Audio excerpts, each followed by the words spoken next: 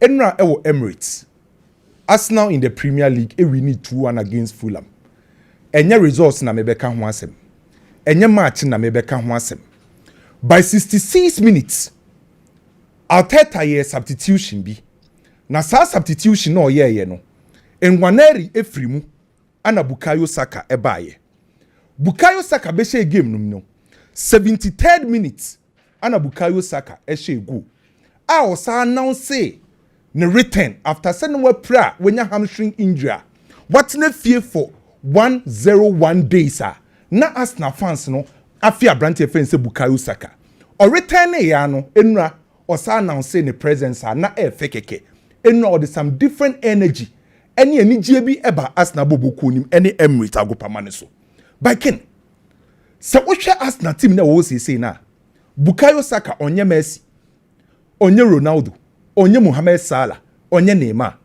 By this current Arsenal setup no, Abrante ne friend say Bukayo Saka no, he is the main prime mover of Arsenal team no.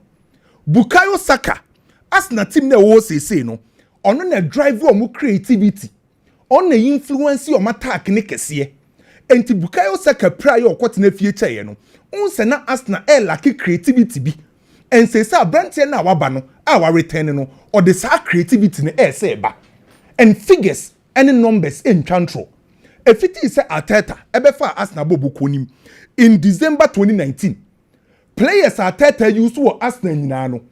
Oka player in terms of goals, oye number 1 eye Bukayo Saka. Player why assist kesi if it is Arteta befa bobuku no Bukayo Saka. Player wanya chances kesi under Arteta Bukayo Saka. And to sa figures when you try for ni kire wo say how are Brantin ye important Arsenal setup nim, how are oye important Arteta system nim, and this season in the Premier League figures now when you up to date Arsenal player bi enu ho what create chances say Brantin no wetimi anya assist say Brantin into show clearly say Bukayo Saka na ken na return no aboama Arsenal bobuko no omenya certain level of confidence omudi be face Arsenal Real Madrid bobuko no de bani agini nyina na say Bukayo Saka in terms of creativity Arsenal team no obi team no the reason why amani age e de amani nyina na say omo setup no or level e wo soro enra e wo Bernabeu Real Madrid e wo Copa del Rey e bo 4-4 e ko extra Real Madrid bobuko no every year 5-4 on aggregate, which are good for Real Madrid. Generally, La Liga, no by La Liga, Barcelona lead with 3 points. Eba head to head, I just saw Barcelona few questioning goals be bree. So La Liga ni Geno, ebe more difficult than Real Madrid they Copa del Rey na UEFA Champions League. But you know, almost season in here that bad. By Ken, enra me game no. Menye profit by enyem nwa say. Dachi be coach be Jude Bellingham. Abe striker. On second chance. Debbie, how will Timmy running Asia crosses our box in him? How will Timmy sniffle baby a born neighbor? How was scanning spaces any position or box in him? No, a strikers are only very good in what's our qualities nibi. By Jude Bellingham and striker. And to that how our boy in the area penalty box are ni who no and yam one say coach B Ebema Jude Bellingham in the nearby future Babe striker. I'm a Jude Bellingham Abbas and number 9 because so rap box in Biana. To be honest with you, the general performance of Real Madrid ain't the best, but the most important thing is say Oko final. Wow, no went to me Uncle final. Madrid train Barcelona, Atletico Madrid, which a year ne. Our Wanda Metropolitano. Tough game. This season, open match by Barca. Assure mo pana a 4-4 be no. Because at the time I'm leading 4-2 no. Na Barca nim say or maybe game no. An article for better to 4-4. Liga a bed in some beje. Champions League omo out. So the only title and that's a trophy on bet margin e Copa del Rey was say no mde ni brebe wo. Enti game we ankasa ne ken ne nwre. Eni brebe wura game nim enye ketwa. This season sa two clubs no esi omo ho akan 3 times. 3 times o mabo no. Repetitions are the style of play, the approach, osha system of two coaches ni use so bibie no esesa. Game na ye ba kwa witness e na anwumre no. Diego Simeone enkoye na adwen se okobiem bebre ne Barcelona abo. The first thing of Diego Simeone is to contain Barcelona. Ye contain Barcelona, they be make sure say be limit your spaces. That's how I read this season. Atletico Madrid and Diego Pablo Simeone wetimi abo and say o contain your man or you use a narrow block 4-4-2 saa narrow compact block 4-4-2 the omo ye ne say ni two forwards abrante friend say William Alvarez and a Griezmann ebe drop ya ban finfin na ma baba beka Barrios Simeone and Rodrigo Di Paul who finfin no menya numbers to limit Barcelona na omo win ball na no ma ye direct or ma ye quick so ba ko pegu 3 matches so many Barcelona aboni nyina ne sa na Diego Simeone esi na akan against Barcelona so ye likely say ne no e ba ko ye repetition of the same approach of Diego Pablo Simeone Hansi Flick so menya sure so obesesa ne nsa no bebri obey na adwen say obe control game no on the directive play no obe make sure say omo passes network ni be generate chances the omo obe make sure so obe expand the team my friend say Atletico Madrid that's the reason why you benya Frankie de Jong you benya Pedri na you nya Gavi e won finfin ho you benya Abrante friend say Lamine Yamal on the right side just to attract Atletico Madrid for players no na you nya Rafinha obe move inside na about the aperture or wing so until the style of two coaches no ken likely we say and ebe the same thing Atletico for be defend it near rely on long balls near rely on counter Barca be control game no by almost 3 games am witness no small details been a change SSR game no one wow player be free bench abo be influence game no what I win this season watch Barca near Atletico Madrid players on free bench ba no ebe influence game no ye hu Solot mo de no ye hu Ferran Torres mo de no the second thing SSR game no and the most important thing a coach I will be me adapted to the game team game ne cost no coach how a game ne ko no beti mase sanyo ma typical example Barca ko Wanda Metropolitano ko win 4-2 no ye bo game na 78 minutes na Barca trail 2-0 papa friend say Hansi Flick a substitution and or tactical switch o ma Rafinha e free the left side e by the right side and o ma Ferran Torres e be Lewandowski ho and Lamine Yamal e move by inside at that moment or adapted to the game team as a sanyoma Diego Simeone ekwakobo 4-4 or adapted to the game team and this time around set pieces ebeye key e game back kwa players are be free bench aba coach are bet me a reg game ni ma bet me adapt to the game team and you most likely say una be win game no say you know me expect Barcelona so be qualify to the final stage abe share Real Madrid Classico final yes sana me hu no and you most likely say this season ken all things being equal you bet me nya Classico final you know Copa del Rey and Champions and the Champions League. The Champions League, you know. Mumaka say Arsenal for only a year, fee almost over the Champions League. What you think, some Mukano? Matiti Bebri. Arsenal, dear Massa. That day, I drove supporters on Benya. We are saying. I also open Classico final or Champions League. I check with your master and copy. Arizona will be unpaid. Sabra, when we say Mikel Arteta say the players will no Cupra. Let me see. I said, Timbani Gabriel Magalhaes. Omo be defending a Cupra. Okay. To a Classico finals me no dey. Then can no be show. Hey, Kebede. And Kebede de pa. Copa del Rey. Champions League. Ebasana ka ya che. Na Madrid fa Copa del Rey no. Ebasa fa Champions League na na. Emu dia Champions League sa mu bre. Ah so je Copa del Rey a che. Barca so je Champions League a che. The one here say usi so hu Real Madrid that will lose Champions League final da. Me who be that just me who. Omo share mo Facebook ni TV no. When you feel ya wo share ball, see about Champions League final, on say Madrid that go final lose that. Okay. So, it's never new. Okay. And a very Arsenal for. Influence your Anderson Bray. Yes, some more. Camera say. And that's also area me your betting codes e wo ho. Into area ye de ba metie for proudly sponsored by Betway. Into your mon komo kakra. Okay. Last year Madrid made a very, very strange decision. Abra Benzema free club on him. I'm the whole saloon they replace him. A very strange decision. All of us, Mikahubi, we questioned it. But strangely, Madrid had the whole saloon Champions League. Last year, Madrid's problem na a attack and a chile defense also count. Because if Benzema leaves and you place him with Joselu, open wansam. And so magically, Madrid for City penalties for Champions League. As we film against Bayern Munich. No one said Bayern Munich. No one said Dortmund or final. Madrid na yes idea. This year, was solve any more with Kylian Mbappe. That is upgrade. And it has become worse. I say more. Because they say Chirono, Eda Militao, on your back still, Alaba Crad and Refi Bornebo. Danny Cabayal, we pra. What I say? It's a Chirowa say more. Yet, say, Tim Nako Doom Peppers will be a Carlo Ancelotti, a catcher boys, they say, no matter how many goals we concede, it doesn't matter. If we score more, we win. And see, we need to accept the fact to say, elite club will be anywhere and what 2025 for Bebo Lucas Vasquez as right back. Senyesa Madrid, I am against some more chain Trent Alexander-Arnold. Classico Mujana Kwai. But Madrid is doing very well. They are playing. Says one yet. But who cares? Antonio Rudiger is the main guy. On your feet too. It's a me crying pempe. So Madrid they drew at this stage. Me, I am a wawa. I tell you.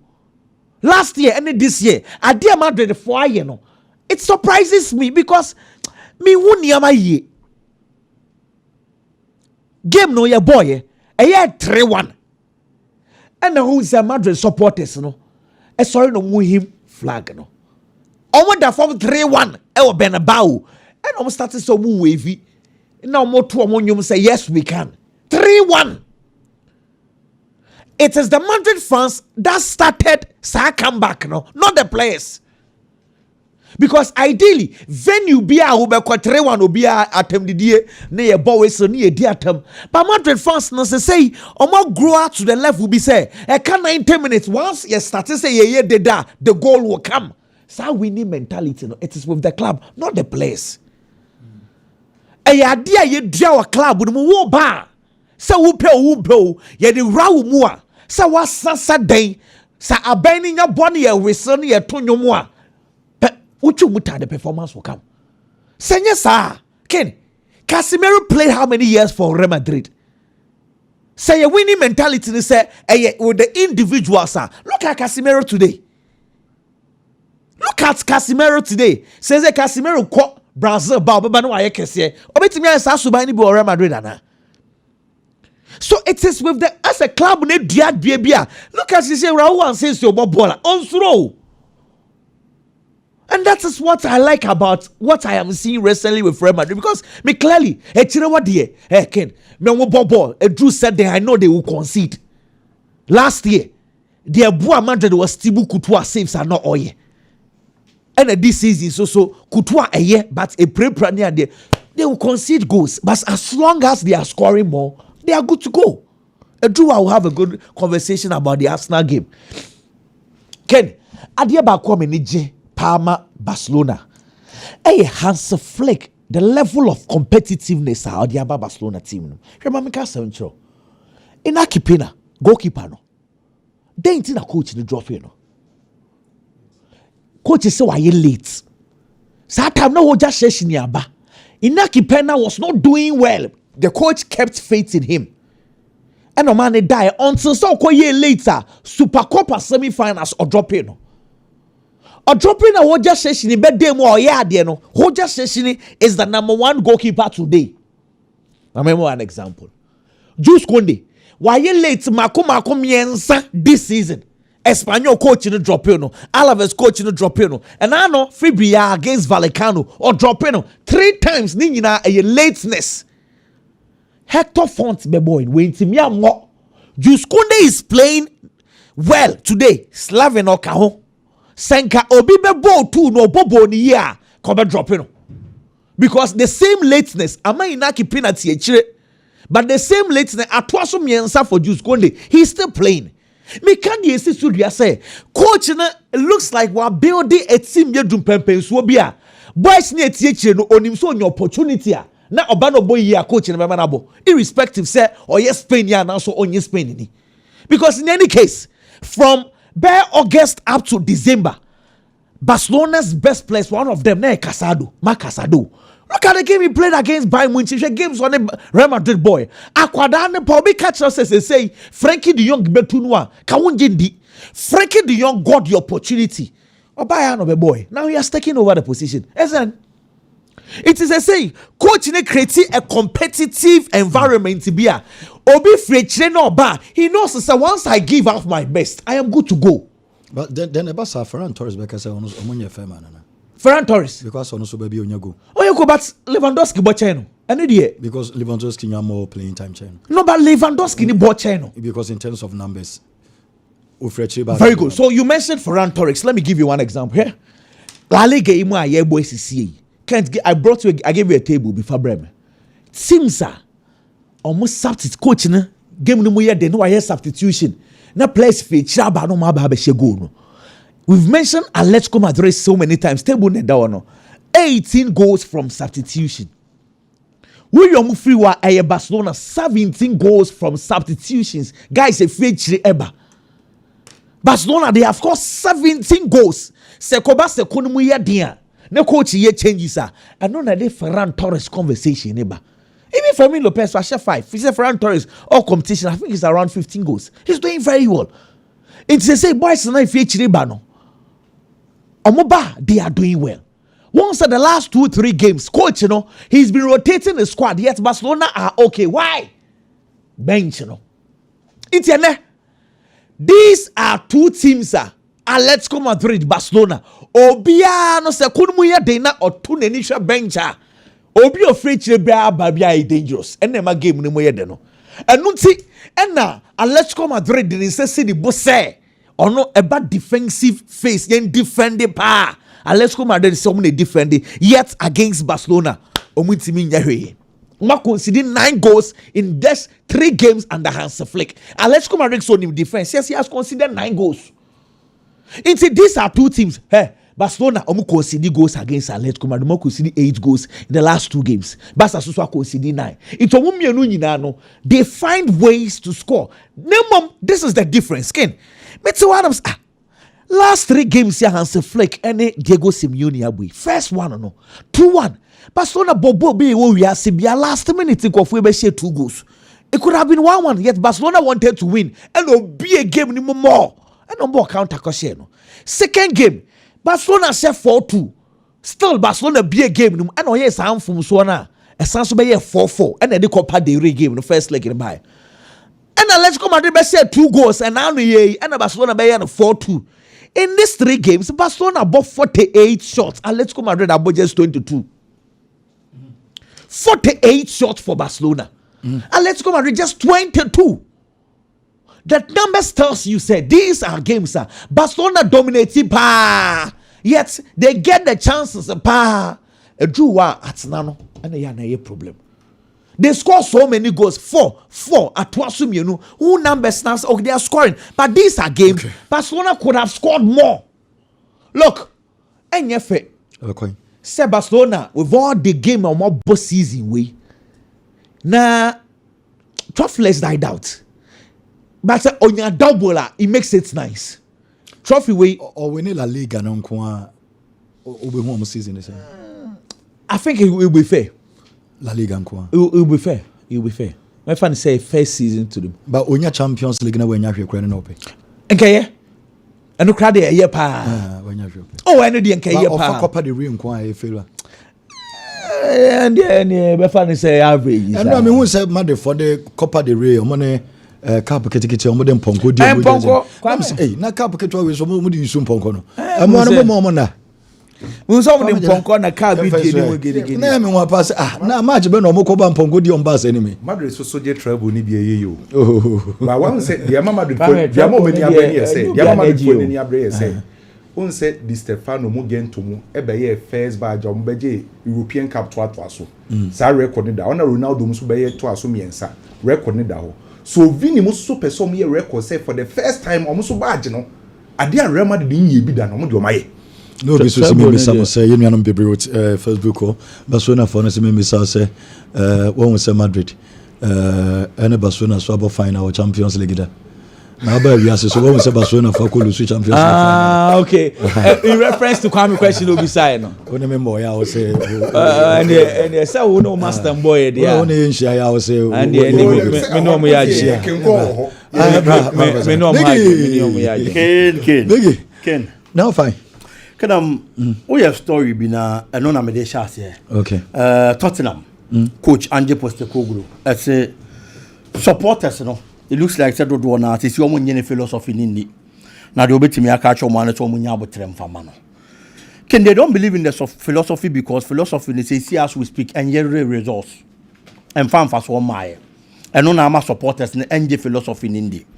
Coach be a befano, player be a betono. And your performance and now dine at your previous club. And then a benam so man penny for told about new club Mutse Brand Brabe Juma. If a maumo. It is already Ange Postecoglou. A Juma na oya was Celtic. Na ya Juma na so any pa. Edima Bobo Kono. In the 2 seasons of spending and after the last 2 seasons. Or the league bienu. In the last season of spending was Celtic and Sana Oba Tottenham or the domestic treble. League beer was Scotland beer on a J. Trophy beer beer on a J. It is a Tottenham Equa coach Edina Bar. Almost ran the performance I what dine at go baby free bano. No more fun than the bar. Omunye mistake. Kena no nesiho. Obe PM or Tottenham none more monitor saying. Our Tottenham Bobo Kunim. Obe PM or Tottenham can the first 3 matches he was unbeaten. Or we need 2. Or draw 1. And then Namsumania the manager of the month. In the first month. I'll be PMO Premier League anymore. That was in the 2023-2024 season. The second month, or standing unbeaten run, no, Eddie go through, or the go through, or science would the manager of the month for the second time since I started the Premier League. There is no manager, Obian who Premier League anymore, and the first 2 months, while winning the manager of the month at once consecutively. Ange Postecoglou, eba be yes adwuma no Tottenham. It is a supporters needed the why was Celtic to omochi. And no mugina so the far oba ya. Bobo Kona ya Tottenham no be PM no so no. What raise expectations and hopes? Can we no if you want ma? For the first time in 4 years. Na Tottenham nko peke point e wo Arsenal home e Emirates da. Papa ne ko Emirates, any Arsenal ko bo 2-2 peke point. Ye no ne to nchen. For the first time in 5 years. Na Tottenham in share Liverpool bobo ne da. Papa your friend say Ange Postecoglou. Eba ye. Obechi Liverpool bobo ne share ni 2-1. Eti sane ma na e da honom. Na ye den. Ediama team. I friend say Tottenham so mo be ye no. Papa ne stepping into the club. Oba be ye sane ma ni nyina de ma omo. Hopes ni guso aye peja. Before his arrival, the 2022-2023 season. Na Tottenham bobo na the 8th. English Premier League ni mu. Omunya 60 points. Papa ne ba in the first season. Or build it up on a year league log performance. Or build it up on a year points. Obedi feet. Feet no babedi yeno. Onya 66 points. We build you upon everything into every department of the Tottenham team. And your match and say a function. And our supporters the hopes. Any GD area because some of you say Kakana washa siena or yeno. Messiah naba. Now he's becoming a victim of his own circumstance because in football, adia ye nim na ye gidi ni say coach or player obi a first season ya for adaptation. It is a adaptation there. O first season ne man kon kan fa ma. It is a Postecoglou aba no obey adwuma. Na ye expectation the first season ne man kon kan fa ma no. No to be the defeat. Any 66 points. And ye better than your previous performance and sana Oba in the second season. Tottenham supporters ne wo no ni nyina no. Obi a expect so oba build upon the good performance or dynasty on the first season ni mu. Now if you who a different Tottenham.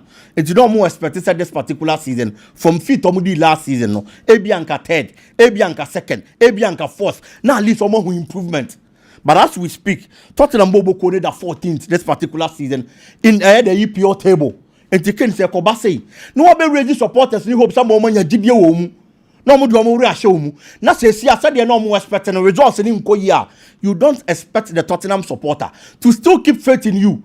Me jetum say injuries a papa na fi no credit. But there were matches nanka papa na manager buso betimi anya results. And so dey film. At the point our players are no more injured no. Omo sha say so omo recover no. What was the performance of the Tottenham team? In situation not finding itself no. E you know na create dia man ho. Ono na abona me na e na wo tom. So obibia on fan the performance and the results in the matches left no and convince Tottenham supporters no. So betimi aye adwuma no because omo beji philosophy na di abro mo be hu results. Ken and in the Coppa Italia there is one game ekoso AC Milan and Inter Milan na dey bebo ani ne. Papa your friend say Conceição has a lot to do in this particular game. A lot to do in the sense that So person secure na adwuma ya tete reports already so ma share any other coaches di nkomo fine enu ni betimi asi but sempanifo be so ma dwene no ma maintain wa it is going to be dependent on the performance of who coach no obedan na di ewo AC Milan bo boku onum enum no mbehu se papa ne mode mo ahase esesante yenya no onya adwuma mfama yen obaye Champions League no mo mo mafrim obaye they were in competition for a year the top 4 spots as we speak and yemamu ya den dia ma AC Milan bo boku no enti ade bia no mo wom bia no it looks like so mo frim aye wo wonsa no. There's been a lot of inconsistencies. The last 7 matches at AC Milan, Aboma winning just 2. Okoshia Inter Milan, or no, the last 5 matches at Wabo, consistently was 5 in all competitions. Almost so asset your sides on the treble because some few say, Omo Coppa Italia nim. No credit. League no money that's the last game they played. Omache Nisi, they are maintaining the top spot. We are only free one man. They are in contention for the Champions League title. It was only per treble age. And wow, season na BBA or honomono. On to now, Sabra Nebra Besheno. Now, we fat trophy, and answer Cowanim, the Cocoje trophy in the derby. AC Milan, on the other hand, a trophy, Coppa Italia no here pa. The last time they won it 22 years in here. Since then, AC Milan in Timinje Coppa Italia nibi. 22 years. 22 solid years. Omun Timinje Coppa Italia. But I'm found that Niamanko Yeneken. Ombetimi have draw solace from the performance against Inter Milan this particular season. 3 matches are about this season against Inter Milan or unbeaten. Washe Inter Milan ne league nimu. Washe no Super Cup nimu. Aji 3-2. Owi osanu na bo draw baako. In the last league fixture almost an share ball 1-1. It is that kind of confidence. Say emfa say niam nko ye mfa ma ye unbeaten no. It is in the minds of AC Milan na ye team no. But on the other hand, Inter Milan also quality no e be difficult say AC Milan betimi stop you mo. Obehwese nka e bia players say Santiago Jimenez mo e be back to the party e dey ama AC Milan. But we shouldn't forget the last game at Tammy Abraham boy and niam nko kan am fa ma no e no kre. But in the Coppa Italia, say Coppa Italia nko na ye dia. Ken this season on the AC Milan top scorer of Coppa Italia nim. Enti am found that Tammy more than money. Am found the performance in no. In the Coppa Italia, he's been that driving force for AC Milan when he move on. So they should put him in the game. It is going to be difficult for him because already the central defensive men of Inter Milan, especially with that 3-back system on the Babura game anymore. Any easy. And for any form of attacker, so be breaking those lines, nor the upper goals and so on. But as I said early on, that kind of confidence and mindset. Say and found say niam nko ye kwampo ye share Inter this particular season no muntimi nche no e da omutrim. But I believe say Inter Milan also would want to break that particular gene. Say quality omo performance omo dan na this season no. Omuntimi ni AC Milan and more 4 matches in a single season. No muntimi win ba akokra. So I see the Inter Milan team going all out for the results this particular evening. Okay. Any easy game. But I see a 2-1 win for Inter Milan, a slim one. 2-1 win for Inter Milan. Okay.